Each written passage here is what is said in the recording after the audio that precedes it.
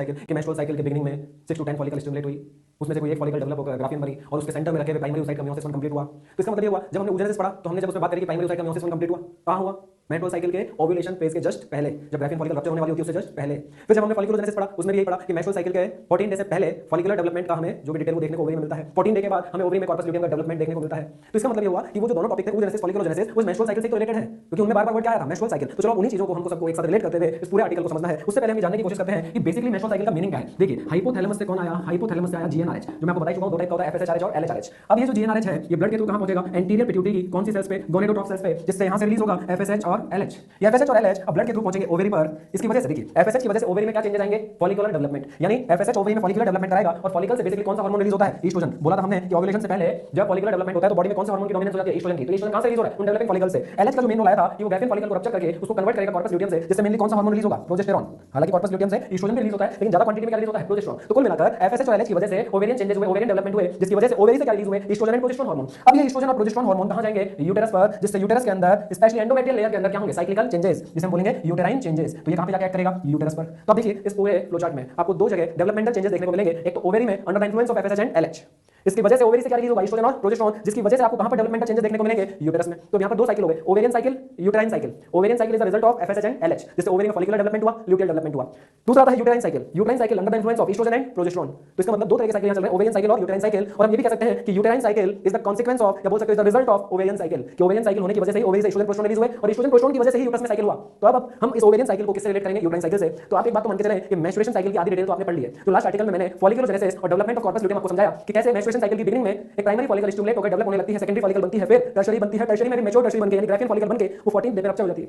और after ovulation वही rupture graphene follicle एक कॉर्पस ल्यूटियम में डेवलप होती है, जो कॉर्पस ल्यूटियम 22nd डे तक आते आते मैक्सिमम डेवलप हो जाती है, 23rd डे ऑनवर्ड्स वो डिजनरेट होती होती 28th डे तक आते आते कंप्लीटली डिजनरेट होकर कॉर्पस एल्बिकस बन जाती है। तो आपने क्या देखा, फर्स्ट से 28th डे यानी पूरा मेंस्ट्रुएशन साइकिल, जिसमें आपने देखा ओवेरियन साइकिल कहां से स्टार्ट हुआ था, फर्स्ट डे के बाद से ये ओवेरियन फॉलिकुलर डेवलपमेंट से, और कहां आके खत्म हुआ, कॉर्पस ल्यूटियम के कंप्लीट डिजनरेशन से, जिससे बन जाती है कॉर्पस एल्बिकस। तो ये ओवेरियन साइकिल की कहानी फर्स्ट से 28 डे के बीच में, जिसको हम बोलेंगे ओवेरियन साइकिल। जो कौन सा हार्मोन के इन्फ्लुएंस में हुआ, इनिशियली जो फॉलिकुलर डेवलपमेंट हुआ था वो एफएसएच के इन्फ्लुएंस में हुआ, फिर मिड साइकिल पे वो फॉलिकल एलएच सर्ज के इन्फ्लुएंस में रप्चर होकर फर्दर किसमें कन्वर्ट हुई, कॉर्पस ल्यूटियम में। इसका मतलब ओवेरियन साइकिल किसका रिजल्ट है, एंटीरियर पिट्यूटरी से आने वाले एफएसएच और एलएच हार्मोन का। लेकिन इसी ओवेरियन साइकिल की वजह से, इस ओवेरियन डेवलपमेंटल चेंजेस की वजह से, ओव्यूलेशन से पहले जब ओवरी में एक फॉलिकल डेवलप हो रही थी तो क्या रिलीज कर रही थी, ईस्ट्रोजन। इसका मतलब ओवरी में उस टाइम क्या रिलीज हुआ, ईस्ट्रोजन। जबकि आफ्टर ओव्यूलेशन जब कॉर्पस ल्यूटियम डेवलप हुई तो उसने क्या रिलीज किया, प्रोजेस्टेरॉन। अब इस ओवेरियन साइकिल की वजह से जो ये ईस्ट्रोजन प्रोजेस्टेरॉन रिलीज हुआ है ये किस पर जाकर एक्ट कर रहा है, यूट्रस पर। तो इसका मतलब यूट्रस पर कुछ चेंजेस आएंगे, जिनको हम क्या बोलेंगे, यूटेराइन साइकिल। तो हमने ओवेरियन साइकिल को डिटेल में पढ़ लिया है। अब इसी ओवेरियन साइकिल को किससे रिलेट करना है, यूटेराइन साइकिल से। और जब ओवेरियन साइकिल यूटेराइन साइकिल से रिलेट हो जाएगा तो समझ लेना कि मेंस्ट्रुएशन साइकिल कंप्लीट हो गया है। तो हम क्या पढ़ने जा रहे हैं, मेंस्ट्रुएशन साइकिल, जिसमें हम पढ़ेंगे यूटेराइन साइकिल। लेकिन यूटेराइन साइकिल को ओवेरियन साइकिल से रिलेट करने से पहले हमें कुछ हार्मोनल रेगुलेशन के बारे में सीखना होगा। तो देखिए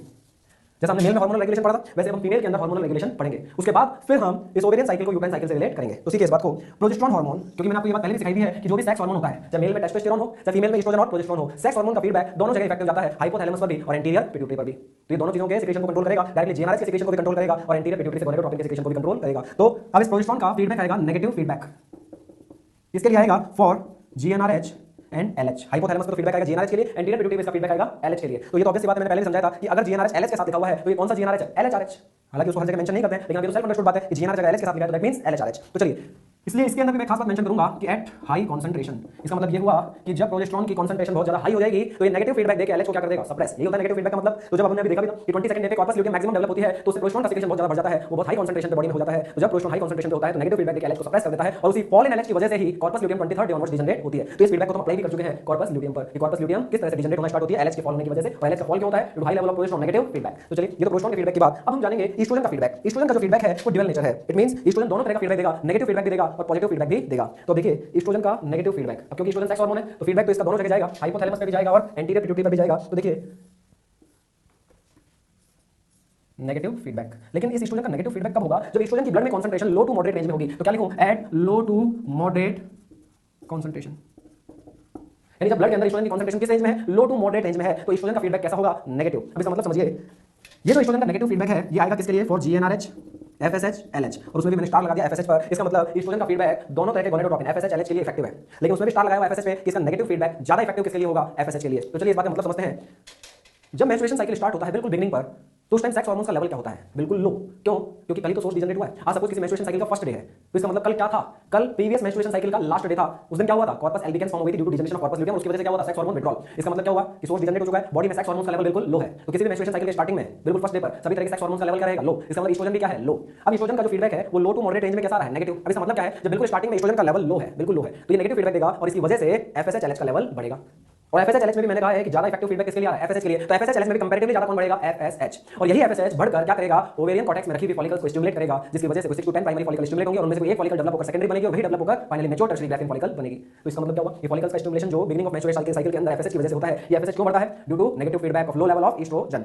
अब इसको दूसरी बात समझिए, जैसे जैसे फॉलिकल डेवलप होती जाएगी, बिगिनिंग ऑफ मेंस्ट्रुएशन साइकिल में फॉलिकल स्टिमुलेशन हो चुका है, फॉलिकल डेवलप होने जा रही है, तो जैसे जैसे फॉलिकल डेवलप होती जाएगी वैसे वैसे उन डेवलपिंग फॉलिकल से एस्ट्रोजन का लेवल बढ़ता जाएगा। सपोज एस्ट्रोजन का लेवल इस तरीके से बढ़ता जा रहा है, यहां पर बिल्कुल लो लेवल था, अब फॉलिकल स्टिमुलेट होकर डेवलप हो रही है तो एस्ट्रोजन का लेवल बढ़ता जा रहा है। अब ऐसा तो है नहीं कि एस्ट्रोजन एकदम से एक्सट्रीम हाई हो जाएगा। सपोज मैं इस पॉइंट की बात कर रहा हूं, यहां पर एस्ट्रोजन का लेवल क्या है? बढ़ तो चुका है, हाई तो हो गया है, लेकिन मॉडरेट हाई है या एक्सट्रीम हाई है? मॉडरेट हाई है। तो मैंने क्या लिखा है कि लो टू मॉडरेट कंसंट्रेशन एस्ट्रोजन का कैसा फीडबैक है? नेगेटिव। जब एस्ट्रोजन यहां पर मॉडरेट हाई कंसंट्रेशन रेंज में होगा तब भी नेगेटिव फीडबैक देगा, लेकिन फिलहाल हम क्या देखेंगे? एस्ट्रोजन का लेवल क्या है? Moderate high. अब नेगेटिव फीडबैक क्या करेगा कि जब एस्ट्रोजन मॉडरेट हाई होगा तो ये नेगेटिव फीडबैक से एफएसएच एलएच को क्या कर देगा? सप्रेस। तो यहां पर कहीं आकर क्या देखेंगे कि एफएसएच एलएच की क्वांटिटी नेगेटिव फीडबैक की वजह से क्या होगी? थोड़ी सी सप्रेस्ड। लेकिन अब फॉलिकल और ज्यादा डेवलप होती जा रही है, उससे एस्ट्रोजन का सीक्रेशन और ज्यादा बढ़ता जा रहा है, तो अब जो ये एस्ट्रोजन का लेवल है इस पॉइंट पर आकर ये कहलाएगा एक्सट्रीम हाई लेवल। और जब एस्ट्रोजन का ब्लड में एक्सट्रीम हाई लेवल हो जाता है तो इसका फीडबैक अब नेगेटिव नहीं रहता है, इसका फीडबैक अब हो जाता है पॉजिटिव। इसका मतलब मैं क्या लिखूंगा यहां पर कि जब एस्ट्रोजन क्या हो जाएगा? Extreme high. तो क्या लिख दूं? एट एक्सट्रीम हाई कंसंट्रेशन कैसा फीडबैक? Positive feedback. किसके लिए? वही फॉर जीएनआरएच एफएसएच एलएच कैसा फीडबैक आएगा? पॉजिटिव। और देखिए यहां पर मैं एफएसएच एलएच किसी पर कोई स्टार नहीं लगा रहा हूं, इसका मतलब जिसका एफएसएच एलएच के लिए पॉजिटिव फीडबैक है वो इक्वल है, इसमें कोई डिफरेंस नहीं। नेगेटिव फीडबैक तो फिर भी कंपैरेटिवली किसके लिए जा रहा था? एफएसएच के लिए, लेकिन पॉजिटिव फीडबैक एफएसएच एलएच दोनों के लिए इक्वल है। तो इसका मतलब क्या होगा कि जब एस्ट्रोजन एक्सट्रीम हाई कंसंट्रेशन में चला जाएगा तो अब ये पॉजिटिव फीडबैक देना स्टार्ट करेगा और इस पॉजिटिव फीडबैक की वजह से क्या होता है? तो रिजल्ट बढ़ेगा, कॉज को भी बढ़ा दे, यानी एस्ट्रोजन भी बढ़ेगा और वो पॉजिटिव फीडबैक से एफएसएच एलएच को भी बढ़ाएगा और फिर और ज्यादा एस्ट्रोजन बढ़ेगा और ज्यादा एफएसएच एलएच को बढ़ाएगा। इसकी वजह से एफएसएच एलएच बढ़ते जाएंगे और यही होगा एफएसएच एलएच सर्ज। तो जो मिड साइकिल के अंदर अबाउट एफएसएच एलएच सर्ज आता है उसका बेसिक रीजन क्या है? उसका रीजन ये है कि positive feedback given by extreme high concentration of oestrogen. और उस दौरान एस्ट्रोजन की एक्सट्रीम हाई कंसंट्रेशन क्यों है? क्योंकि उस टाइम फॉलिकल बहुत ज्यादा डेवलप हो चुकी है, उसकी थीकल लेयर्स ऑर्गेनाइज हो चुकी हैं और उनसे बहुत ज्यादा क्वांटिटी में क्या रिलीज हो रहा है? एस्ट्रोजन। तो एस्ट्रोजन का फीडबैक हम कहां देख रहे हैं? ये देख रहे हैं बिफोर ओव्यूलेशन 14 डे से पहले। तो फर्स्ट से 14 डे के बीच में हम क्या देख रहे हैं? बिल्कुल beginning of the menstruation cycle पर, यानी फर्स्ट डे पर हमने देखा कि एस्ट्रोजन का लेवल बिल्कुल लो था, उस वजह से वो कैसा फीडबैक देगा? Negative feedback. यानी एस्ट्रोजन लो है, उसकी वजह से नेगेटिव फीडबैक के कारण एफएसएच एलएच बढ़ा और उसमें भी ज्यादा कौन बढ़ा? एफएसएच, क्योंकि नेगेटिव फीडबैक एफएसएच के लिए कंपैरेटिवली ज्यादा है। ये एफएसएच क्या करेगा? ये फॉलिकल को स्टिमुलेट करेगा, डेवलप करेगा। अब जैसे फॉलिकल डेवलप होगी वैसे वैसे धीरे धीरे एस्ट्रोजन का लेवल बढ़ता जाएगा। तो जब एस्ट्रोजन मॉडरेट हाई हो जाएगा, यानी मॉडरेट हाई होगा, अभी भी नेगेटिव फीडबैक देगा क्योंकि मॉडरेट कंसंट्रेशन पे नेगेटिव फीडबैक है। इसका मतलब क्या है? यदि एस्ट्रोजन मॉडरेट हाई है तो नेगेटिव फीडबैक से एस्ट्रोजन को सप्रेस कर, एफएसएच को सप्रेस कर देगा और एफएसएच एलएच सप्रेस होंगे। लेकिन अभी भी फॉलिकल का डेवलपमेंट तो जारी है, वो तो स्टार्ट हो चुका है। फॉलिकल जैसे ऑर्गेनाइज होती जाएगी, एस्ट्रोजन का लेवल अभी भी बढ़ता जा रहा है, तो एस्ट्रोजन का लेवल बढ़ता जा रहा है तो वो एक्सट्रीम हाई कंसंट्रेशन पे पहुंच जाएगा। तो लगभग 12-13 डे तक आते आते एस्ट्रोजन एक्सट्रीम हाई हो जाएगा और उस वजह से क्या होगा कि वो पॉजिटिव फीडबैक देना स्टार्ट कर देगा, जिसकी वजह से एस्ट्रोजन भी बढ़ेगा और एफएसएच एलएच को भी बढ़ाएगा और इस वजह से एफएसएच एलएच का एक एक्स्ट्राऑर्डिनरी पीक अचीव होगा और उसी को बोलेंगे एफएसएच एलएच सर्ज। तो एफएसएच एलएच सर्ज कब होगा? 13 डे पर। किसकी वजह से? Positive feedback given by extreme high concentration of oestrogen. तो अगर एक क्वेश्चन बन जाए कि अगर ड्यूरिंग मेंस्ट्रुएशन साइकिल एस्ट्रोजन अपनी एक्सट्रीम हाई कंसंट्रेशन को अचीव करने में फेल हो जाए, किसी भी कारण से एस्ट्रोजन अपनी एक्सट्रीम हाई कंसंट्रेशन को अचीव ना कर पाए, तो what will be the consequences? तो पहला कॉन्सिक्वेंस होगा कि एफएसएच एलएच सर्ज नहीं होगा। दूसरा कॉन्सिक्वेंस होगा कि मियोसिस 1 आगे फर्दर कंटिन्यू नहीं होगा। जो आइसोलेटेड मियोसिस 1 ग्राफिन फॉलिकल में प्राइमरी साइट में कंप्लीट होता है, तो उसका कारण क्या था? एफएसएच एलएच सर्ज की वजह से तो ओएमआईपी सिक्रेशन बंद होता है, तभी तो ग्राफिन फॉलिकल में रखे प्राइमरी साइट का मियोसिस 1 कंप्लीट होता है। तो एफएसएच एलएच सर्ज ही नहीं होगा तो क्या ये यूजेरेसिस की प्रोसेस आगे बढ़ेगी? नहीं बढ़ेगी। साथ ही साथ अगर एफएसएच एलएच सर्ज नहीं होगा तो क्या ग्राफिन फॉलिकल रप्चर होगी? नहीं होगी, यानी ओव्यूलेशन नहीं होगा। ओव्यूलेशन नहीं होगा तो क्या फर्दर आगे कॉर्पस ल्यूटियम का डेवलपमेंट होगा? नहीं होगा। तो ये क्वेश्चन बनता है if estrogen fails to attain this extreme high concentration then what will be the consequences? First consequence FSH LH surge will not be occurred, दूसरा oogenesis will not be proceeded, तीसरा ovulation will not be occurred and fourth corpus luteum will not be formed. तो these are the consequences. चलिए तो यहां पर हम जानते हैं इसी फीडबैक मैकेनिज्म को डिटेल में समझने की कोशिश करते हैं एक ग्राफ के थ्रू। तो चलिए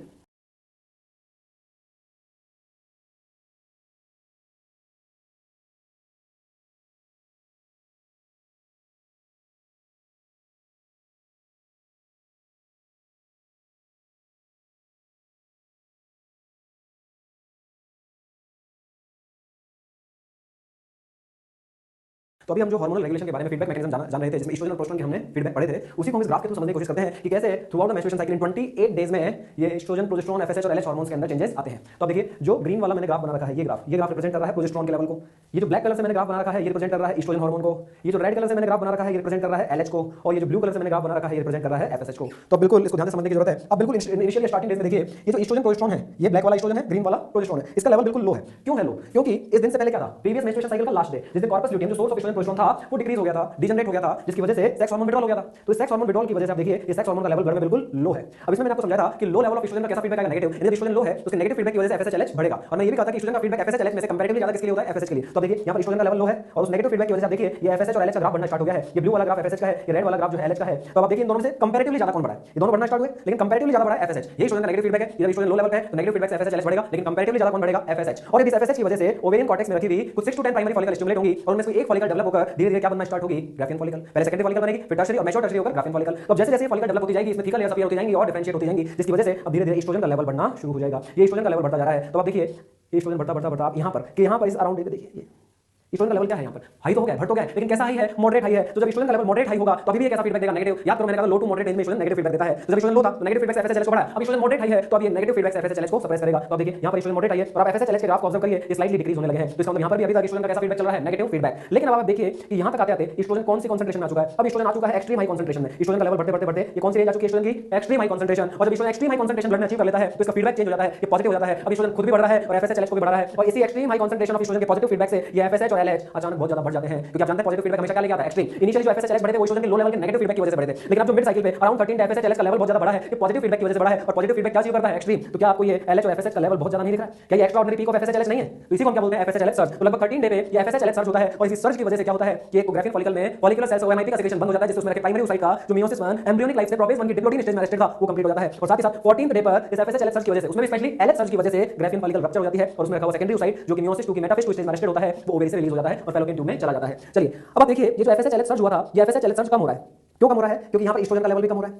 अब एस्ट्रोजन का लेवल अगर कम होगा तो पॉजिटिव फीडबैक खत्म हो जाएगा। तो एफएसएचएलएच सर्ज का कारण क्या था, एस्ट्रोजन का पॉजिटिव फीडबैक। अब एस्ट्रोजन कम होगा तो उसका पॉजिटिव फीडबैक खत्म हो जाएगा, पॉजिटिव फीडबैक खत्म हो जाएगा तो इस पॉजिटिव फीडबैक की वजह से जो एफएसएचएलएच सर्ज आया था वो भी खत्म होना स्टार्ट हो जाएगा, ये एफएसएचएलएच डिक्रीज होना शुरू हो जाएंगे। सवाल आता है कि एस्ट्रोजन कम क्यों हुआ? एस्ट्रोजन कम इसलिए हुआ क्योंकि फॉलिकल फूलती जा रही है, इंट्रा फॉलिकुलर प्रेशर बढ़ता जा रहा है, फाइनली ये रप्चर हो जाएगी, ठीक है, सेल्स ग्रेनुलोसा सेल्स डैमेज हो जाएंगी और एस्ट्रोजन का सेक्रेशन डिक्रीज हो जाएगा। एस्ट्रोजन का सेक्रेशन डिक्रीज होते ही पॉजिटिव फीडबैक ऑफ एस्ट्रोजन खत्म हो जाएगा और एफएसएचएलएच भी कम हो जाएंगे, क्योंकि इनके पीक का सर्ज का कारण ही कौन था, एस्ट्रोजन का पॉजिटिव फीडबैक। जब पॉजिटिव फीडबैक खत्म तो अब एफएसएचएलएच सर्ज भी खत्म, तो ये एफएसएचएलएच अब डिक्रीज होते जा रहे हैं। अब क्या होगा, आफ्टर 14 डे ओवरी में जो रप्चर ग्राफियन फॉलिकल है वो under the influence of LH transform होती जाएगी किसमें, कॉर्पस ल्यूटियम में। अब आप कहेंगे सर देखो यहाँ पर तो एलएच का तो लेवल फॉल होता जा रहा है, एलएच का लेवल फॉल होता जा रहा है, और अभी आप कह रहे हो कि एलएच की वजह से कॉर्पस ल्यूटियम डेवलप होगी। तो अभी एलएच का लेवल जो यहाँ पर फॉल हो रहा है, ऐसा थोड़ी ना कि एलएच का लेवल बिल्कुल जीरो आ गया। अगर मैं यहाँ पर इस पॉइंट पर बोलता हूँ what is the level of LH, significantly low या कंपैरेटिवली लो, कंपैरेटिवली लो, यानी ये जो एलएच का लेवल यहाँ पर है आप देखोगे तो अभी भी ये इस ग्राफ के अकॉर्डिंग देखो ना, यहाँ पर अभी भी एलएच का इतना लेवल तो बाकी है, इतना। तो इसका मतलब ये थोड़ी ना कि एलएच जीरो हो गया, एलएच खत्म हो गया है। इसका मतलब ये है कि एलएच सर्ज के कंपैरिजन में तो कम हो गया है, लेकिन ब्लड में अभी भी एलएच की इतनी अमाउंट, इतनी क्वांटिटी बाकी है कि वो रप्चर ग्राफियन फॉलिकल को कॉर्पस ल्यूटियम में डेवलप करने के लिए सफिशिएंट है। भाई सर्ज तो एक्स्ट्राऑर्डिनरी पीक था, उससे तो कम हो गई होगा एलएच, लेकिन इसका मतलब ये थोड़ी ना कि एलएच जीरो हो गया, यानी एलएच की अभी भी ब्लड में इतनी कंसंट्रेशन तो है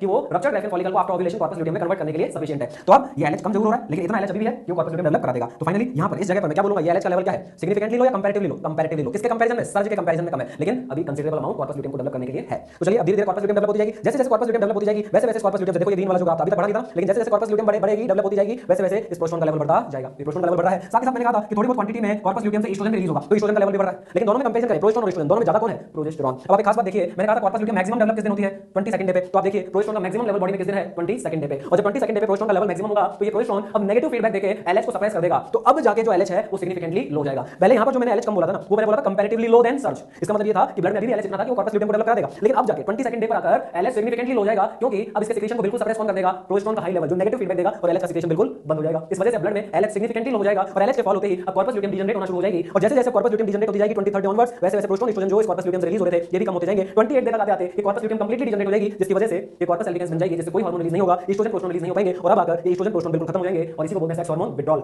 अब अगला दिन क्या होगा, अगला दिन होगा नेक्स्ट मेंस्ट्रुएशन साइकिल का first day. Sex hormone withdrawal की वजह से एस्ट्रोजन प्रोस्टोन का लेवल क्या हो चुका है, लो। तो अब अगेन एस्ट्रोजन के लो लेवल की वजह से क्या होगा, एफएसएच का लेवल बढ़ेगा, क्योंकि एस्ट्रोजन का लेवल लो है तो नेगेटिव फीडबैक से एफएसएच का लेवल बढ़ेगा। फिर से अब ओवरी में नई फॉलिकल स्टिमुलेट होकर डेवलप होना शुरू हो जाएगी, और फिर से नेक्स्ट मेंस्ट्रुएशन साइकिल में यही पूरी कहानी रिपीट हो जाएगी। तो इस तरीके से यहाँ पर हार्मोनल लेवल को हम जानते हैं। एक चीज यहाँ पर और हम नोटिस कर सकते हैं कि आप देखिए एफएसएच और एलएच सर्ज जो हुआ था 13th डे पर, इसमें से एलएच का सर्ज ज्यादा है और एफएसएच का सर्ज कंपैरेटिवली एलएच से कम है। तो इसके पीछे रिस्पांसिबल कौन है, तो ध्यान से सुनिएगा।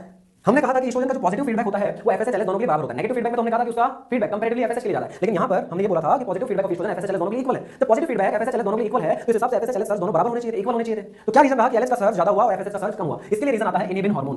जो डेवलपिंग फॉलिकल है, जैसे जैसे फॉलिकल डेवलप होती जाती है उसकी ग्रेनुलोसा सेल से एक हार्मोन रिलीज होता है इनिबिन। तो जैसा हमने देखा था कि मेल में इनिबिन आता था सर्टोली सेल से under the influence of excess rate of spermatogenesis. हमने सीखा था रेगुलेशन ऑफ मेल हार्मोन्स के अंदर। तो वहां पर इनिबिन जो था उसका सोर्स अलग था और उसके रिलीज होने का कारण भी अलग था, लेकिन हां फीडबैक उसने कहां दिया था, एंटीरियर पिट्यूटरी पर। किसको सप्रेस किया था, एफएसएच को।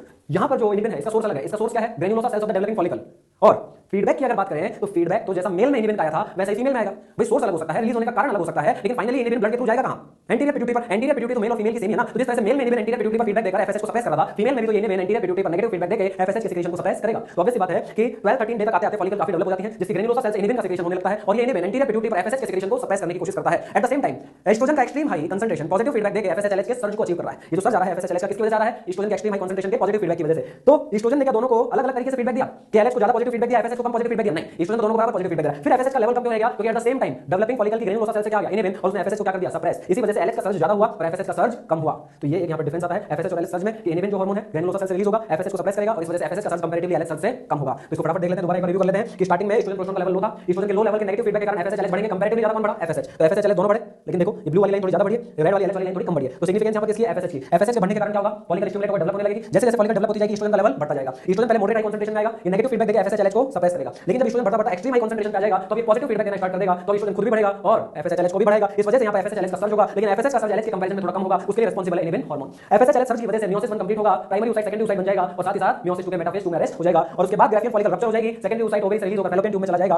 अब आफ्टर ओव्यूलेशन हम देख रहे हैं कि जो एफएसएच एलएच का सर्ज है ये डिक्रीज हो गया। इसके डिक्रीज होने का कारण क्या है, ईस्ट्रोजन का डिक्रीज होना, क्योंकि जैसे फॉलिकल रप्चर होगी ईस्ट्रोजन डिक्रीज होगा, ईस्ट्रोजन डिक्रीज होगा तो उसका पॉजिटिव फीडबैक खत्म हो जाएगा, तो उसके पॉजिटिव फीडबैक की वजह से जो एफएसएच एलएच सर्ज हुआ था वो भी डिक्रीज हो जाएगा। लेकिन जो ये एलएच सर्ज डिक्रीज हो रहा है तो ये एकदम जीरो नहीं हो रहा है, इसका मतलब ये आफ्टर ओव्यूलेशन एलएच जो है वो एलएच सर्ज के कंपैरिजन में तो कम हो गया है, लेकिन अभी भी ब्लड में इतने एलएच तो प्रेजेंट है कि वो इस रप्चर ग्राफियन फॉलिकल को कॉर्पस ल्यूटियम में कन्वर्ट कर सकता है। तो अब इस एलएच की वजह से कॉर्पस ल्यूटियम डेवलप होती जाएगी, जिससे दो हार्मोन रिलीज होंगे, प्रोजेस्टेरोन और ईस्ट्रोजन, लेकिन ज्यादा कौन रिलीज होगा, प्रोजेस्टेरोन। 22nd डे पर कॉर्पस ल्यूटियम मैक्सिमम डेवलप होगी, जिससे मैक्सिमम लेवल ऑफ प्रोजेस्टेरोन होगा जो नेगेटिव फीडबैक देकर एलएच को सप्रेस कर देगी। अब एलएच सिग्निफिकेंटली फॉल हो जाएगा और इसकी वजह से कॉर्पस ल्यूटियम जो अब तक मेंटेन थी वो डिजनरेट होना शुरू हो जाएगी। जैसे जैसे 23rd day onwards corpus luteum degenerate होती जाएगी, प्रोजेस्टेरोन ईस्ट्रोजन का लेवल फॉल होता जाएगा। 28th डे पे जब कंप्लीट डिजनरेट हो जाएगी तो इस प्रोजेस्टेरोन ईस्ट्रोजन का क्या हो जाएगा, विड्रॉल। यहां पर ईस्ट्रोजन प्रोजेस्टेरोन खत्म हो जाएंगे। एक चीज आप देख सकते हैं यहां पर कि इस पूरे ग्राफ के अंदर सेक्स हार्मोन की अगर बात करें तो कौन से सेक्स हार्मोन का दो बार पीक आया है, ईस्ट्रोजन। देखो प्रोजेस्टेरोन तो केवल एक ही बार बढ़ा है, लेकिन ईस्ट्रोजन यहां पर भी बढ़ा है और यहां पर भी बढ़ा है। तो कौन से सेक्स हार्मोन के दो पीक आ रहे हैं, ईस्ट्रोजन। लेकिन ये वाला जो ईस्ट्रोजन का पीक है ये प्राइमरी पीक है और ये एक्सट्रीम हाई पीक है, जबकि ये वाला जो कॉर्पस ल्यूटियम से ईस्ट्रोजन का पीक आया है ये सेकेंडरी पीक है और ये मॉडरेट हाई पीक है। इसका मतलब ये हुआ कि ईस्ट्रोजन की एक्सट्रीम हाई कंसंट्रेशन फॉलिकल से अचीव होती है या कॉर्पस ल्यूटियम से। ऑब्वियस बात है फॉलिकल से, जो प्राइमरी पीक है वही एक्सट्रीम हाई पीक है जो फॉलिकल से सीक्रेट हुआ है। इसका मतलब क्या हुआ कि ओव्यूलेशन से पहले ही हमें ईस्ट्रोजन का पॉजिटिव फीडबैक देखने को मिल सकता है। ओव्यूलेशन के बाद कभी भी ईस्ट्रोजन एक्सट्रीम हाई कंसंट्रेशन में नहीं जाएगा, वो ज्यादा मॉडरेट हाई कंसंट्रेशन तक जाएगा और मॉडरेट हाई कंसंट्रेशन तक वो कैसा फीडबैक देगा, नेगेटिव। इसका मतलब ओव्यूलेशन से पहले आपको ईस्ट्रोजन के दोनों तरह के फीडबैक देखने को मिलेंगे, जब वो लो था और मॉडरेट था तो नेगेटिव, और जब वो एक्सट्रीम हाई था तो पॉजिटिव। लेकिन आफ्टर ओव्यूलेशन ईस्ट्रोजन का level low to moderate range में ही वेरी कर रहा है, तो इसका मतलब आफ्टर ओव्यूलेशन ईस्ट्रोजन का केवल नेगेटिव फीडबैक देखने को मिलेगा। और क्या प्रोजेस्टेरोन तो बढ़ा ही एक ही बार है, प्रोजेस्टेरोन तो पहले बढ़ा ही नहीं था और प्रोजेस्टेरोन फीडबैक देता ही केवल कैसा है, नेगेटिव। इसमें तो जनरेट नहीं नेगेटिव पॉजिटिव का, तो ये पॉजिटिव नेगेटिव फीडबैक, जबकि ईस्ट्रोजन का दोनों तरफ डिफरेंस है, यहां पर पॉजिटिव फीडबैक यहां पर नेगेटिव फीडबैक। तो अब इसी हार्मोनल ग्राफ को या हार्मोनल कंसंट्रेशन को हम ओवेरियन चेंजेस भी जान चुके हैं, इस ग्राफ के थ्रू हम पूरे 28 दिन में कैसे हार्मोनल चेंजेस आ रहे हैं वो भी जान चुके हैं। अब इसी को किससे रिलेट करेंगे हम, यूटेराइन साइकिल से। Next article uterine.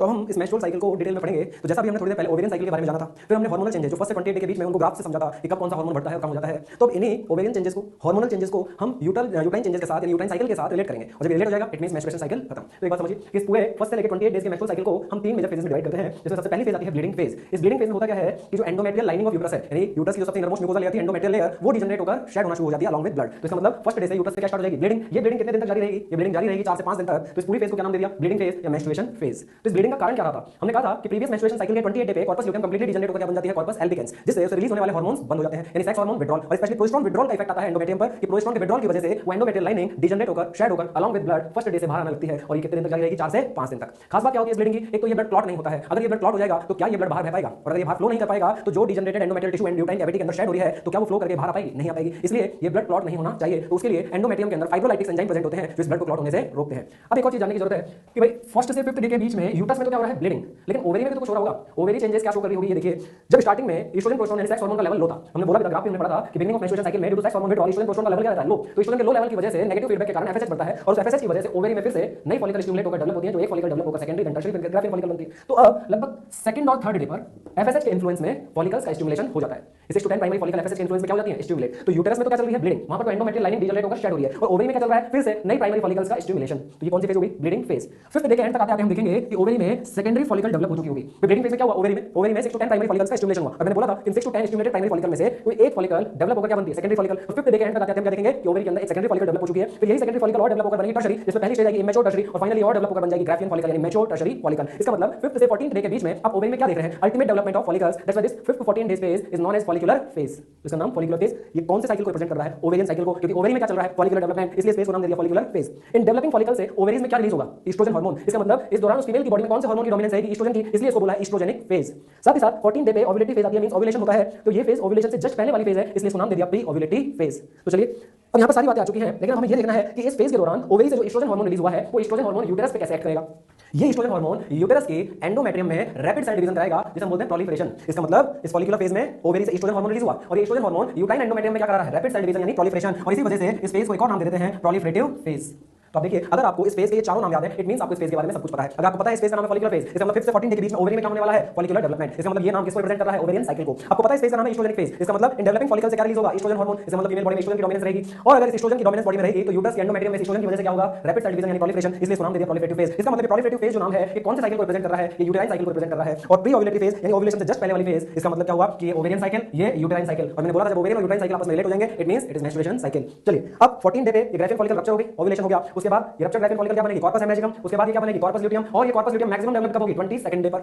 23rd day onwards due to fall in LH ये कॉर्पस ल्यूटियम डिजनरेट होना स्टार्ट हो जाएगी, और डिजनरेट होती होती 28 डे तक आते आते ये क्या बन जाएगी, कॉर्पस एल्बिकेंस। इसका मतलब अब आप 14 से 28th डे के बीच में ओवेरी में क्या देख पा रहे हो, आप ओवेरी में देख पा रहे हो कि यहां पर कॉर्पस ल्यूटियम डेवलप हुई और फिर डिजनरेट हो गई। यानी इस 14 से 28 डे के बीच में जो भी ओवेरी में चेंजेस हुए किसके रिगार्डिंग थे, कॉर्पस ल्यूटियम के। इसलिए इस फेज को नाम दे दिया गया है ल्यूटियल फेज। तो ये फेज होगी ल्यूटियल फेज। इस कॉर्पस ल्यूटियम से कौन सा हार्मोन ज्यादा क्वांटिटी में रिलीज होता है, होते तो दोनों में प्रोजेस्टेरोन, ज्यादा प्रोजेस्टेरोन होता है। इसका मतलब इस फेज के दौरान फीमेल बॉडी में कौन सा हार्मोन की डोमिनेंस रहेगी, प्रोजेस्टेरोन की। That's why it is progesteronic phase. और क्योंकि ओव्यूलेशन के जस्ट बाद वाली फेज है इसलिए पोस्ट ओव्यूलेटरी फेज। लेकिन अगेन अब यूटेरस में क्या होगा, ये जो प्रोजेस्टेरोन इस कॉर्पस ल्यूटियम यानी ओवरी से रिलीज होकर जाएगा यूटेरस के पास, तो ये प्रोजेस्टेरोन एंडोमेट्रियम में जो ट्यूबुलर ग्लैंड्स होती हैं उनका फंक्शनल डेवलपमेंट कराएगा। इस प्रोजेस्टेरोन की वजह से जो एंडोमेट्रियल ट्यूबुलर ग्लैंड है वो फंक्शनली डिफरेंशिएट हो जाएंगी, और इसकी वजह से एंडोमेट्रियल ग्लैंड्स का सिक्रीशन स्टार्ट हो जाएगा। मींस इस प्रोजेस्टेरोन की वजह से एंडोमेट्रियम में कैसे चेंजेस आए, सिक्रीटरी चेंजेस। इसी वजह से इस फेज को नाम दिया जाता है सिक्रीटरी फेज। अब आप देखिए, अगर आपको इस फेज के ये चारों नाम पता है तो इसका मतलब आपको इस फेज के बारे में सब पता है। इस फेज का नाम है ल्यूटियल फेज जो रिप्रेजेंट कर रहा है ओवेरियन साइकिल को। तो इसका मतलब इस दौरान ओवेरी में क्या चल रहा है, कॉर्पस ल्यूटियम के रिगार्डिंग डेवलपमेंट जो भी प्रोसेस। फिर दूसरा नाम इसका है प्रोजेस्टेरोनिक फेज। इसका मतलब वो कॉर्पस ल्यूटियम कौन सा हार्मोन रिलीज कर रही है, प्रोजेस्टेरोन की डोमिनेंस इसकी प्रोजेस्टेरोन हार्मोन की। फिर ये प्रोजेस्टेरोन कहां जाके एक्ट कर रहा है, यूटेराइन एंडोमेट्रियम पर, और उसकी ग्लैंडुलर नेचर को बढ़ा रहा है, उसके सिक्रीशन को बढ़ा रहा है। इसका मतलब सिक्रीटरी फेज। ये कौन से साइकिल को रिप्रेजेंट कर रहा है, यूटेराइन साइकिल को। और मैंने बोला जहां ओवेरियन साइकिल और यूटेराइन साइकिल रिलेट हो गए, ल्यूटियल फेज ओवेरियन साइकिल के लिए वर्ड है, secretory phase uterine luteal phase जो है वो ओवेरियन साइकिल के लिए वर्ड है, और सिक्रीटरी फेज यूटेराइन साइकिल के लिए वर्ड है। और जहां ओवेरियन और यूटेराइन साइकिल आपस में रिलेट हो गए तो ये मेंस्ट्रुएशन साइकिल है। तो आप इस फेज के बारे में सब कुछ जानते हैं। इस फेज में ओवेरी में क्या चेंजेस आ रहे हैं और यूट्रस में क्या चेंजेस आ रहे हैं। ओवेरी में ल्यूटियल चेंजेस आ रहे हैं, यूट्रस में सिक्रीटरी चेंजेस आ रहे हैं। तो इसका मतलब ये हमारे पास एक ओवरऑल व्यू हो गया किसका, मेंस्ट्रुअल साइकिल का, कि किस फेज में क्या होगा। एक छोटी सी बात और जान लेते हैं, इन तीनों मेजर फेजेस में से सबसे बड़ी फेज कौन सी है। The longest phase is luteal phase जिसकी ड्यूरेशन है टोटल 14 डेज, क्योंकि 14th डे से 28th डे तक चल रही है। तो इसकी ड्यूरेशन कितनी होगी, 14 डेज। और एक और बात याद रखेंगे कि इस ल्यूटियल फेज की जो ड्यूरेशन है वो ऑलमोस्ट फिक्स होती है 14 डेज की। अगर मेंस्ट्रुअल साइकिल की ड्यूरेशन में वेरिएशन भी आता है, भाई वैसे तो आइडियली कहते हैं कि 28 डेज का मेंस्ट्रुएशन साइकिल होता है, लेकिन अगर किसी फीमेल में सपोज 30 डेज का मेंस्ट्रुअल साइकिल हो रहा है तो इसमें मेंस्ट्रुअल साइकिल की जो ल्यूटियल फेज है वो तो 14 डेज की रहेगी। जब मेंस्ट्रुअल साइकिल 28 डेज का है तो भी ल्यूटियल फेज 14 डेज की है, मेंस्ट्रुअल साइकिल 30 डेज का है तो भी ल्यूटियल फेज 14 डेज की है, मेंस्ट्रुअल साइकिल अगर 26 डेज का है तो भी ल्यूटियल फेज की ड्यूरेशन 14 डेज की ही रहेगी। इसका मतलब ल्यूटियल फेज की ड्यूरेशन क्या रहती है, फिक्स। इसका मतलब मेंस्ट्रुअल साइकिल की ओवरऑल जो ड्यूरेशन है उसमें जो डिफरेंस आता है वो डिफरेंस या तो ब्लीडिंग फेज या फॉलिकुलर फेज की किसी एब्नॉर्मलिटी की वजह से आता है। ल्यूटियल फेज की ड्यूरेशन 14 डेज का है, फिक्स है। और इसी तरीके से हम ओव्यूलेशन डे भी कैलकुलेट कर सकते हैं। जैसे हम पूछते हैं कि ओव्यूलेशन कब हुआ है, 14th डे पे। 14th डे क्या है, 14th डे है ल्यूटियल फेज से जस्ट पहले वाला दिन। इसका मतलब क्या हुआ, 28th day is the last day of menstrual cycle. इस ल्यूटियल फेज की ड्यूरेशन कितनी है, 14 डेज। तो अगर आप टोटल ड्यूरेशन यानी 28 डेज के मेंस्ट्रुअल साइकिल में से 14 डेज माइनस कर दोगे तो क्या आ जाएगा, ओव्यूलेशन डे। तो ओव्यूलेशन डे कैसे कैलकुलेट करेंगे, 28 डेज में से क्या माइनस कर दो, 14 डेज। तो बचा कौन सा डे, 14 डे। जस्ट पहले कौन सा डे आएगा, ल्यूटियल फेज से पहले 14th डे, तो ओव्यूलेशन डे हो गया 14th डे। अगर मेंस्ट्रुअल साइकिल की ड्यूरेशन 30 डेज की है तो ओव्यूलेशन डे क्या होगा, अब अगेन 30 में से माइनस क्या कर दो, 14, क्योंकि ल्यूटियल फेज की ड्यूरेशन फिक्स है ना, तो माइनस 14 करने से क्या आएगा, 16th डे। इसी तरह से अगर 26 डेज का मेंस्ट्रुअल साइकिल है तो ओव्यूलेशन डे क्या होगा, माइनस 14 कर दो, क्योंकि ये तो फिक्स है, तो क्या आएगा, 12th डे। इसका मतलब अगर मेंस्ट्रुअल साइकिल की ओवरऑल ड्यूरेशन चेंज होती है तो ओव्यूलेशन डे भी चेंज होता है, क्योंकि ओव्यूलेशन डे जो है वो बिल्कुल मिड साइकिल, अब वो तो 28 डेज में माइनस 14 कर दिया तो बिल्कुल मिड आ गया। लेकिन अगर मेंस्ट्रुअल साइकिल की ड्यूरेशन चेंज हो रही है तो ओव्यूलेशन डे भी तो चेंज होगा। तो हमेशा ओव्यूलेशन डे निकालने के लिए क्या करो, टोटल जो ड्यूरेशन है मेंस्ट्रुअल साइकिल की उसमें से माइनस 14 कर दो, जो फिगर आए उस दिन ओव्यूलेशन होगा। तो इस तरीके से ये ओवरऑल ब्रीफ हो गया किसका, मेंस्ट्रुअल साइकिल का। और अब इसी साइकिल में जो यूटेराइन साइकिल है, ओवेरियन साइकिल तो हम डायग्राम से डिटेल में समझ चुके हैं, बस अब ओवेरियन साइकिल को हम यूटेराइन साइकिल के साथ रिलेट करना चाह रहे हैं, तो डायग्राम के थ्रू उन चेंजेस को हम समझ लेते हैं। देखिए यूट्रस की वॉल में टोटल कितनी लेयर्स हैं, सबसे आउटर मोस्ट लेयर है पेरीमेट्रियम, उसके अंदर की तरफ जो लेयर है वो है मायोमेट्रियम, और सबसे अंदर की तरफ जो लेयर इनर मोस्ट लेयर आएगी म्यूकोजल लेयर वो है एंडोमेट्रियम। तो ये होगी एंडोमेट्रियम। इधर की तरफ क्या होगी, एंडोमेट्रियम की तरफ यूटेराइन कैविटी। फिर अगेन ये क्या है, एंडोमेट्रियम, ये क्या है, मायोमेट्रियम, ये क्या है, पेरीमेट्रियम, बीच में ये स्पेस क्या है, यूटेराइन कैविटी। तो चलिए हम तो क्या करते हैं, इस यूटेराइन वॉल के छोटे से पार्ट का सैंपल ले लेते हैं और देखते हैं कि एस्ट्रोजन प्रोस्टेरोन के इन्फ्लुएंस में ड्यूरिंग मेंस्ट्रुअल साइकिल में क्या क्या चेंजेस आते हैं।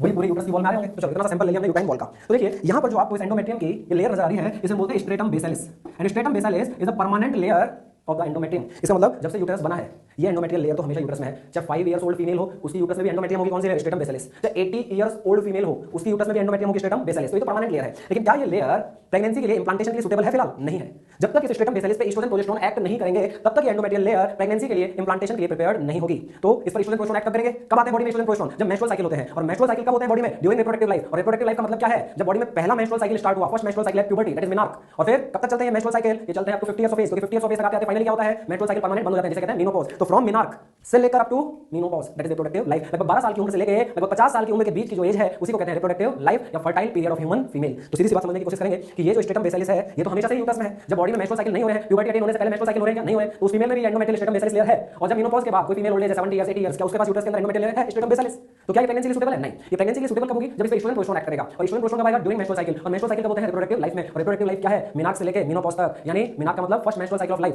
वो कब स्टार्ट होता है, प्यूबर्टी पे लगभग 12 साल की एज पे, और अप टू मेनोपॉज। मेनोपॉज कब होता है, कंप्लीट परमानेंटली बंद हो गए menstrual cycle 50 years of age पर, तो इसी दौरान बॉडी में मेस्ट्रुअल साइकिल होंगे, उसी दौरान एस्ट्रोजन प्रोस्टेरोन आएगा और उसी की वजह से endometrial layer cyclical changes show करेगी। कैसे करेगी देखो, जब मेस्ट्रुअल साइकिल होगा तो क्या होगा, प्राइमरी फॉलिकल का स्टिमुलेशन होगा, वो डेवलप होने लगेगी और उस साइकिल के दौरान एस्ट्रोजन का लेवल बढ़ना स्टार्ट हो जाएगा। पहले भी कहा था कि ओव्यूलेशन से पहले ड्यूरिंग मेस्ट्रुअल साइकिल बॉडी में कौन सा हार्मोन की डोमिनेंस होती है, एस्ट्रोजन की। तो यहां पर ये फॉलिकुलर फेज थी, इस दौरान कौन सा हार्मोन की डोमिनेंस आई, एस्ट्रोजन। इस एस्ट्रोजन की वजह से इस stratum bacillus layer of endometrium में क्या होंगे, रैपिड सेल डिवीजन, जिसकी वजह से यहां पर एक नई एंडोमेट्रियल लेयर फॉर्म हो जाएगी और इसी को बोलते हैं स्ट्रेटम फंक्शनलिस। ये कौन सी लेयर बन गई यहां पर, स्ट्रेटम फंक्शनलिस।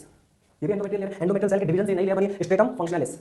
ये जो लेयर यहां पर बन रही है ये है प्रेगनेंसी यानी इंप्लांटेशन के लिए, इसलिए तो इसको फंक्शनल नाम दिया गया। ये फंक्शनल लेयर तो है क्योंकि इसी लेयर के अंदर एम्ब्रियो इंप्लांट हो सकता है, इसी लेयर के अंदर प्लेसेंटा फॉर्म हो सकता है, इसी के अंदर रहता हुआ फिर एम्ब्रियो फर्दर डेवलप हो पाएगा। तो ये फंक्शनल लेयर है, लेकिन ये टेम्परेरी लेयर है क्योंकि ये वो लेयर है जो हर मेंस्ट्रुअल साइकिल में अंडर इन्फ्लुएंस ऑफ एस्ट्रोजन जो प्रोलिफरेशन होगा, सेल डिवीजन होगा, उसकी वजह से बनेगी। फिर प्रोजेस्टेरोन अगले फेज में आके इसको और ज्यादा डेवलप कराएगा और जब फाइनली प्रोजेस्टेरोन का विथड्रॉल होगा due to degeneration of corpus luteum तो ये पूरी की पूरी स्ट्रेटम फंक्शनलिस डिजनरेट होकर शेड होकर ब्लड के साथ बाहर निकल जाएगी। तो इसका मतलब क्या हुआ कि स्ट्रेटम बेसिलस तो परमानेंट लेयर है, तो हमेशा रहेगी, लेकिन जो स्ट्रेटम फंक्शनलिस है ये एक टेम्परेरी लेयर है। तो सीधी सी बात, ड्यूरिंग फॉलिकुलर फेज जैसे जैसे एस्ट्रोजन का लेवल बढ़ता जाएगा यहां पर एस्ट्रोजन की वजह से सेल डिवीजन यानी प्रोलिफरेशन की रेट बढ़ती जाएगी और उसकी वजह से यहां पर एक नई लेयर फॉर्म होती जाएगी स्ट्रेटम फंक्शनलिस और साथ ही साथ इस सेल डिवीजन की वजह से इसकी थिकनेस भी बढ़ती जाएगी। तो फाइनली कौन सी लेयर फॉर्म हो चुकी है, स्ट्रेटम फंक्शनलिस। अब देखिए जैसे जैसे सेल डिवीजन होगा यहां पर एंडोमेट्रियल ग्लैंड्स का नंबर भी इंक्रीज होता जाएगा, लेकिन अभी ये ग्लैंड्स फंक्शनल नहीं है। इन ग्लैंड्स को तो फंक्शनल कौन बनाएगा, प्रोजेस्टेरोन। फाइनली ग्लैंडुलैरिटी को डेवलप कौन करेगा, प्रोजेस्टेरोन। लेकिन हां यहां पर इन ग्लैंड्स का नंबर कौन बढ़ा रहा है, एस्ट्रोजन, क्योंकि देखो नंबर तो वही हार्मोन बढ़ा सकता है जो सेल डिवीजन कराने की कैपेबिलिटी रखता हो। तो एस्ट्रोजन बोलो एंडोमेट्रियम के अंदर सेल डिवीजन करा रहा है कि करा रहा है, तो ये ग्लैंड्स का नंबर भी बढ़ाएगा। अब बात करते हैं वैस्कुलरिटी की। ये देखिए ये स्ट्रेटम बेसिलस के अंदर क्या है, ये स्ट्रेटम बेसिलस के अंदर है आर्टेरियोल्स। यही आर्टेरियोल्स जैसे जैसे स्ट्रेटम फंक्शनलिस बनती जाएगी उसके अंदर इस तरीके से ग्रोथ करती जाएंगी ये आर्टेरियोल्स।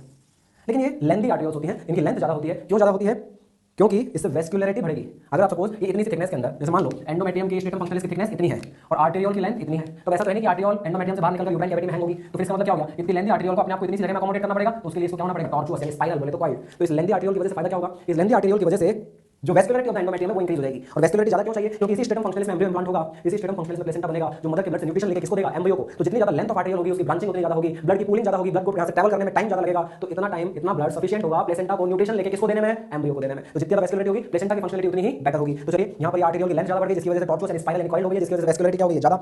अब ये फाइनली बात हो गई, अब प्रोजेस्टेरोन भी एक्ट करता है यहां पर।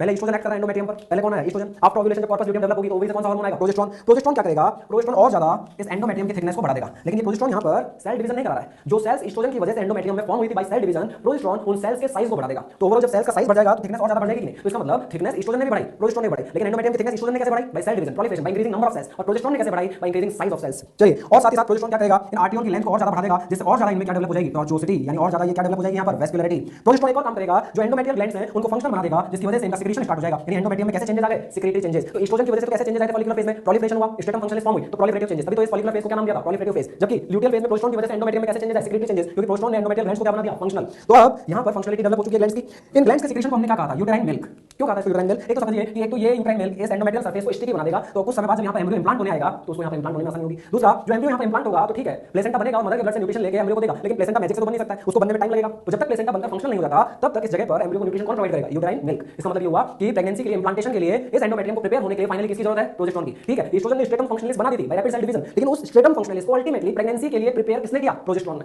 तो चलिए ये चेंजेस आगे किसकी वजह से, एस्ट्रोजन और प्रोजेस्टेरोन की वजह से। अब मेरा क्वेश्चन है कि मैक्सिमम थिकनेस ऑफ स्ट्रेटम फंक्शनलिस कब होगी, मैक्सिमम थिकनेस। तो देखिए 22वें दिन 22nd डे पर कॉर्पस ल्यूटियम क्या होगी, मैक्सिमम डेवलप। तो 22nd डे पर प्रोजेस्टेरोन का लेवल क्या होगा, मैक्सिमम। और प्रोजेस्टेरोन का लेवल अगर 22nd डे पे मैक्सिमम है तो लगभग 23rd डे तक आते आते इस एंडोमेट्रियम की थिकनेस मैक्सिमम हो चुकी होगी। तो 23rd डे पर ये एंडोमेट्रियम मैक्सिमम थिक हो चुकी है। और मैंने थोड़ी देर पहले आपको बताया भी था कि फर्टिलाइजेशन डेज क्या होते हैं, 14, 15 या 16। और फर्टिलाइजेशन के कितने दिनों बाद एम्ब्रियो इंप्लांट होता है एंडोमेट्रियम पर, 7 डेज के बाद, यानी after 7 days of fertilization embryo implanted on endometrium. तो इसका मतलब इंप्लांटेशन डे क्या है, 21st से 23rd डे। तो हम जानते हैं कि जब तक फर्टिलाइज होकर एम्ब्रियो बनकर ये एम्ब्रियो एंडोमेट्रियम पर पहुंचेगा तो वो कौन सा टाइम हो रहा होगा, 21st से 23rd डे का। तो उस टाइम तक आते आते क्या ये एंडोमेट्रियम इंप्लांटेशन के लिए डेवलप हो चुकी होगी, बिल्कुल हो चुकी होगी, क्योंकि 21st से 23rd डे तक आते आते एस्ट्रोजन अपना काम करके जा चुका था एंडोमेट्रियम पे, और 21st से 23rd डे तक आते आते प्रोजेस्टेरोन भी अपना काम कर चुका होगा और इस एंडोमेट्रियम को प्रेगनेंसी के लिए सूटेबल बना चुका होगा। अगर इस 21st से 23rd डे के बीच में यहां इस एंडोमेट्रियम पर एम्ब्रियो इंप्लांट हो जाए तो क्या 23rd day onwards corpus luteum degenerate होगी, नहीं होगी। क्यों नहीं होगी, कैलेक्स फॉल नहीं होगा, कैलेक्स तो फॉल हो जाएगा प्रोजेस्टेरोन के नेगेटिव फीडबैक से, लेकिन इस इंप्लांटेड एम्ब्रियो की ट्रोफोब्लास्ट सेल से एक हार्मोन रिलीज होगा जिसका नाम होगा HCG, ह्यूमन कोरियोनिक गोनेडोट्रोपिन। वो HCG हार्मोन यहां पर इस एम्ब्रियो से रिलीज होकर मदर के ब्लड में डिफ्यूज हो जाएगा और मदर के ब्लड के थ्रू ओवरी में चला जाएगा और in the absence of LH corpus luteum को डिजनरेट होने से बचा लेगा। यानी अब HCG कॉर्पस ल्यूटियम को मेंटेन करेगा, जिससे प्रोजेस्टेरोन का लेवल मेंटेन रहेगा, प्रोजेस्टेरोन विड्रॉल नहीं होगा, ये एंडोमेट्रियल लेयर मेंटेन रहेगी और इसमें रहता हुआ एम्ब्रियो डेवलप होता रहेगा। लेकिन अगर मान लो 21st से 23rd डे के बीच में इंप्लांटेशन नहीं हुआ, मान लो सेकंड यूज किया तो उसका फर्टिलाइजेशन नहीं हुआ, उसका इंप्लांटेशन कैसे होगा, इंप्लांटेशन नहीं हुआ तो क्या होगा। अगर इंप्लांटेशन नहीं हुआ तो एचसीजी तो आया नहीं और एलएच भी फॉल हो गया, यानी कॉर्पस ल्यूटियम को डीजनरेट होने से बचाने वाला कोई भी नहीं है। तो ऐसी कंडीशन में कॉर्पस ल्यूटियम डीजनरेट होती जाएगी, 28 डे तक आता है कंप्लीटली डीजनरेट होकर कॉर्पस एल्डिकेंस बन जाएगी और उसकी वजह से प्रोस्टोन का क्या हो जाएगा, विड्रॉल। जैसे ही प्रोस्टोन का विड्रॉल होगा स्ट्रेटम फंक्शनलिस में प्रोस्टोन विड्रॉल की वजह से बन जाएंगे प्रोस्टाग्लैंडिन। क्या बन जाएंगे, प्रोस्टाग्लैंडिन। प्रोस्टाग्लैंडिन लोकल हार्मोन होते हैं। प्रोस्टाग्लैंडिन स्मूथ मसल में क्या कराते हैं, कंट्रैक्शन, और इन प्रोस्टाग्लैंडिन की वजह से स्ट्रेटम फंक्शनलिस की जो आर्टरियोल्स है, इन आर्टरियोल्स की स्मूथ मसल में विगरस कंट्रैक्शन हो जाएगा, जिसकी वजह से आर्टरियोल्स में क्या हो जाएगा, वैसो कंस्ट्रिक्शन। तो क्या हुआ, 28 डे में प्रोस्टोन का विड्रॉल हुआ, विड्रॉल की वजह से स्ट्रेटम फंक्शनलिस के टिश्यू में क्या बन गए, प्रोस्टाग्लैंडिन। ये प्रोस्टाग्लैंडिन स्मूथ मसल कंट्रैक्शन कराएंगे कहां, इस स्ट्रेटम फंक्शनलिस की आर्टरियोल की स्मूथ मसल में, जिसकी वजह से आर्टरियोल में क्या हो जाएगा, वैसो कंस्ट्रिक्शन। और जैसे किसी भी टिश्यू की ब्लड वेसल में वैसो कंस्ट्रिक्शन होता है तो उस टिश्यू का blood perfusion, blood supply, amount of blood कम हो जाता है। तो स्ट्रेटम फंक्शनलिस की ब्लड सप्लाई क्या हो गई, कम। इसका मतलब अब इस स्ट्रेटम फंक्शनलिस की सेल्स की जो ऑक्सीजन और न्यूट्रिशन डिमांड है वो पूरी नहीं हो पाएगी। इस वजह से स्ट्रेटम फंक्शनलिस की सेल्स अब डीजनरेट होकर, ये टिश्यू डीजनरेट होकर शेड होना स्टार्ट हो जाएगी और शेड होकर अलॉन्ग विद ब्लड, क्योंकि ब्लड भी तो आएगा, क्योंकि आर्टरियोल्स भी तो टूट रहे हैं, आर्टरियोल्स भी तो शेड होकर गिर रहे हैं। तो ये डीजनरेटेड टिश्यू कहां पर शेड हो रहा है, यूट्राइन कैविटी में अलॉन्ग विद ब्लड, और फिर सर्विक्स और वेजाइना से होते हुए ये ब्लड बाहर निकलना स्टार्ट हो जाएगा। कौन सा दिन, नेक्स्ट डे, यानी first day of next menstrual cycle, और स्टार्ट हो जाएगी अगले मेंस्ट्रुअल साइकिल की ब्लीडिंग फेज। तो किसी भी मेंस्ट्रुअल साइकिल की ब्लीडिंग फेज में जो endometrial layer, stratum functionalis layer degenerate होकर शेड होती है फर्स्ट डे पर, तो बताओ वो स्ट्रेटम फंक्शनलिस लेयर डेवलप कब हुई थी, प्रीवियस साइकिल में। इसका मतलब प्रीवियस साइकिल में यूट्रस में डेवलप हुई endometrial stratum functionalis layer next cycle के फर्स्ट डे पर डीजनरेट होकर शेड होना स्टार्ट होती है। तो देखिए यहां पर ये डीजनरेट होकर शेड हो जाएगी। अब देखिए आर्टरियोल के माउथ, जो आर्टरियोल शेड होकर गई, आर्टरियोल के माउथ यहां पर अभी भी ओपन है, जिससे ड्रॉप बाय ड्रॉप करके थोड़ा थोड़ा ब्लड आउट होता रहेगा। इस वजह से ये ब्लीडिंग 4 से 5 दिन तक जारी रहेगी। अब सवाल आता है क्या ये ब्लड क्लॉट होगा, नहीं होगा, क्योंकि यहां पर लगातार फाइब्रिनोलाइटिक एंजाइम्स प्रोड्यूस होते रहते हैं जो फाइब्रिन का क्लॉट बनने ही नहीं देते। तो जब क्लॉटिंग नहीं होगी तो सवाल आता है कि 4th या 5th डे तक आते आते ये ब्लीडिंग रिड्यूस होती स्टॉप हो जाती है, जब ब्लड क्लॉट नहीं हो पा रहा। वो इसलिए हो जाती है क्योंकि फिर से सेकंड और थर्ड डे के अराउंड आते आते प्राइमरी फॉलिकल स्टिमुलेट हो जाती है, डेवलप होना शुरू हो जाती है, जिसकी वजह से थीका लेयर्स फॉर्म होने लगती हैं और थोड़ी थोड़ी क्वांटिटी में एस्ट्रोजन का सिक्रीशन स्टार्ट हो जाता है। वो एस्ट्रोजन आकर क्या करेगा, सेल डिवीजन करेगा, जिसकी वजह से ये damaged endometrial surface of stratum basalis क्या हो जाएगी, रिपेयर्ड। स्ट्रेटम बेसिलिस बची हुई है, ये शायद थोड़ी ना हुई थी, तो इसकी डैमेज सरफेस क्या हो जाएगी, रिपेयर। फिर जब ये फॉलिकल दोबारा धीरे धीरे फर्दर डेवलप होती जाएगी, एस्ट्रोजन का लेवल बढ़ता जाएगा, सेल डिवीजन की रेट बढ़ती जाएगी और फिर से यहां पर नई स्ट्रेटम फंक्शनलिस फॉर्म हो जाएगी। इसका मतलब फिर से यही पूरी कहानी रिपीट हो जाएगी। तो इसका मतलब चल क्या है इस मेंस्ट्रुअल साइकिल में, ओवेरी में क्या चल रहा है, नई फॉलिकल स्टिमुलेट होगी, डेवलप होगी, सेकेंडरी बनेगी, tertiary, finally mature tertiary Graafian. तो ये ग्राफियन रप्चर होकर ओव्यूलेशन करेगी, फिर rupture Graafian follicle corpus luteum बनेगी, तो 22nd डे में मैक्सिमम डेवलप होगी और फिर ये डीजनरेट होती है 28 डे में क्या बन जाएगी, कॉर्पस एल्बिकेंस। ये पूरा क्या था, ओवेरियन साइकिल, ये तो ओवेरी में चल रहा है। और इन 28 दिनों में यूट्रस में क्या चला, endometrial stratum functionalis layer degenerate होकर ब्लड के साथ शेड हो गई, फिर एस्ट्रोजन आया, फिर सेल डिवीजन हुआ, फिर नई स्ट्रेटम फंक्शनलिस बन गई, फिर प्रोस्टोन आया, फिर से ये लेयर और ज्यादा डेवलप हो गई फॉर प्रेगनेंसी, और अगर प्रेगनेंसी नहीं हुई, एचसीजी हार्मोन नहीं आया, तो फाइनली कॉर्पस ल्यूटियम डीजनरेट हो गई, कॉर्पस एल्बिकेंस बन गई, प्रोस्टोन का लेवल फॉल हो गया, यानी प्रोस्टोन विड्रॉल, और फिर से ये स्ट्रेटम फंक्शनलिस लेयर डीजनरेट होकर शेड हो गई, यानी डीजनरेट होकर शेड हो गई, फिर नई लेयर यूट्रस में बनेगी, फिर डेवलप होगी, फिर शेड हो जाएगी, फिर नई बनेगी, फिर डेवलप होगी। इस तरह से हर मंथ की साइकिल चलता रहता है। तो that is all about menstrual cycle.